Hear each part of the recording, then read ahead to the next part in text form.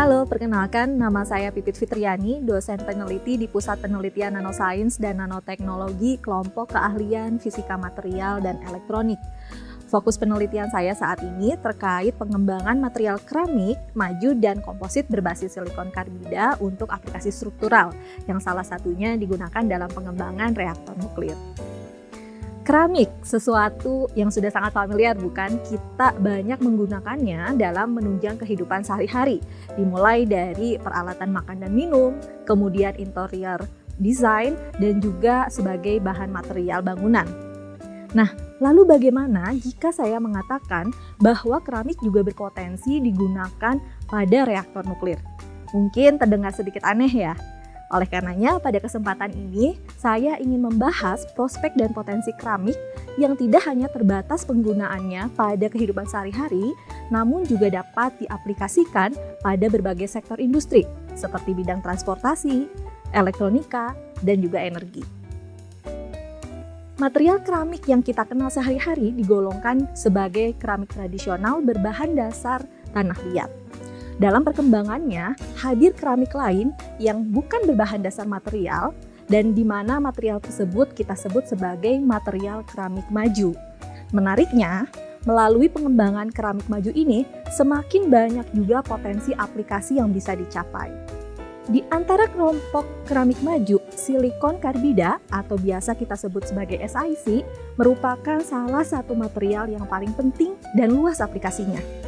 Jika dibandingkan dengan material keramik lain, material SiC memiliki kombinasi sifat yang cukup unik, seperti sifat mekaniknya yang sangat baik, konduktivitas listrik dan termal yang tinggi, ketahanan terhadap oksidasi kimianya juga sangat baik, serta keunikan lain SiC, dia memiliki kestabilan yang baik terhadap radiasi. Keunikan tersebut akhirnya menarik banyak perhatian peneliti untuk mengembangkan material SiC pada aplikasi nuklir. Tapi, seperti yang kita tahu, keramik yang kita kenal sehari-hari memiliki kelemahan, yaitu mudah untuk pecah. Dan pada dasarnya, kelemahan tersebut juga sama halnya dimiliki oleh keramik lain, termasuk SiC ini. Lalu bayangkan, jika kelemahan tersebut bisa menyebabkan resiko besar keselamatan karena kondisi aplikasi yang biasanya cukup ekstrim, seperti tekanan dan suhu yang tinggi. Oleh karenanya, diperlukan sebuah terobosan yang dapat meningkatkan performa SiC, diantaranya dengan membuat ceramic matrix composite atau bisa kita sebut sebagai CMC. Dalam membuat CMC, kami para peneliti mencoba menguatkan SiC dengan tambahan bahan lain, seperti SiC fiber atau whisker.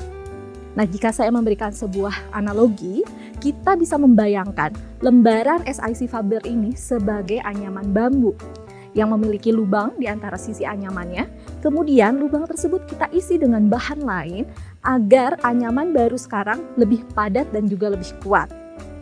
Nah, dengan konsep yang sama ini, lubang-lubang kecil pada SiC fiber akan kita isi dengan serbuk SiC, sehingga kini kita memiliki CMC SiC yang lebih padat dan juga kuat meski diberikan tekanan atau gaya yang sangat besar. Konsep tersebut sesuai dengan hasil penelitian yang saya lakukan dalam mengembangkan SiC. Dibandingkan dengan SiC biasa, CMC memiliki kekuatan 2 kali lebih besar dan terjadi munculnya fenomena tail extension atau fenomena yang menunjukkan ketahanan sebuah material dalam proses perubahan bentuk ketika diberikan beban sehingga material tersebut tidak akan mudah dan cepat patah. Contoh material yang paling sesuai untuk menggambarkan karakter ini tidak lain adalah logam. Dan di antara logam tersebut mungkin bisa kita ambil contoh adalah emas. Sebagaimana yang kita tahu, emas melalui proses pemanasan, peleburan untuk dibentuk sebagai perhiasan. Nah, tapi emas ini tidak mengalami patah. Nah, karakter yang sama atau karakter ini merupakan kebalikan dari sifat mudah patah yang dimiliki dari material keramik. Sebagaimana yang telah kita bahas sebelumnya, karakter ini sangat penting dimiliki oleh SiC, terutama ketika kita berbicara aplikasinya untuk bahan reaktor nuklir. Dan kini sifat tersebut dapat diperoleh melalui pengembangan CMC. Dalam menghasilkan CMC dengan performa yang baik tersebut, setidaknya 3 faktor yang perlu kita perhatikan. Dimulai dari 1. Metode apa yang digunakan untuk memfabrikasi CMC tersebut. Lalu yang kedua, pengujian performa CMC yang telah dihasilkan. Lalu masuk ke tahapan yang ketiga, yaitu upaya untuk merealisasikan CMC untuk aplikasi tertentu sesuai dengan kondisi yang sebenarnya. Mari kita coba bahas lebih lanjut terkait beberapa faktor tersebut. Yang pertama, terkait metode fabrikasi. Pada penelitian yang saya lakukan, metode fabrikasi CMC yang saya adopsi yaitu electrophoretic deposition atau saya singkat sebagai EPD yang akan dilanjutkan dengan proses pemanasan menggunakan hot pressing. Pada prinsipnya, metode EPD ini memanfaatkan gaya listrik dari material bermuatan agar dapat menempel pada sebuah lapisan yang kita inginkan. Kembali menggunakan analogi yang sama, yaitu SiC fiber sebagai anyaman bambu, anggaplah anyaman bambu ini adalah lapisan yang kita ingin isi dengan partikel SiC agar tidak ada lubang lagi. Partikel SiC dapat bergerak menuju lapisan SiC fiber dan mengisi setiap ruang kosong ketika diberikan tegangan listrik. Metode ini terbukti cukup efektif dalam menghasilkan CMC yang padat dengan kepadatan CMC tertinggi yang bisa saya peroleh yaitu sekitar 97%. Selain sifat mekanik yang kita bahas sebelumnya, kepadatan atau biasa disebut sebagai densitas ini juga penting dimiliki oleh CMC. Sehingga jika kita terapkan, misalnya pada aplikasi nuklir, resiko kebocoran dapat dihindari. Dan betapa menyeramkannya jika itu terjadi, mengingat efek radioaktif yang ditimbulkan dan berpengaruh pada keselamatan jiwa. Salah satu kebaruan dari penelitian yang saya lakukan dalam menghasilkan CMC dengan densitas atau kepadatan yang tinggi, yaitu dengan menambahkan material tambahan untuk SiC untuk membantu proses densifikasinya.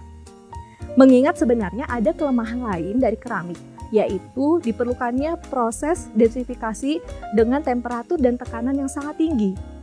Nah, beberapa material tambahan ini telah saya evaluasi, baik dari sisi teori berdasarkan perhitungan termodinamikanya maupun juga secara eksperimen.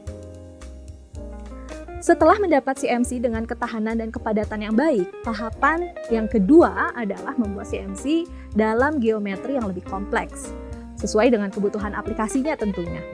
Tidak sekedar prototipe bentuk sederhananya saja.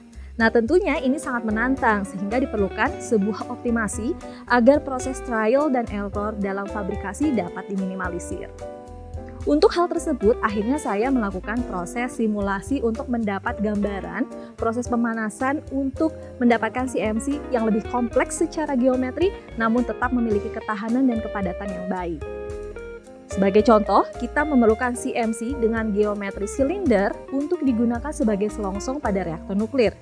Namun, bisa saja CMC silinder ini memiliki kepadatan yang berbeda di setiap titiknya akibat proses pemanasan yang tidak homogen. Dan jika itu terjadi, faktor resiko yang kita bicarakan sebelumnya lagi-lagi akan mungkin terjadi.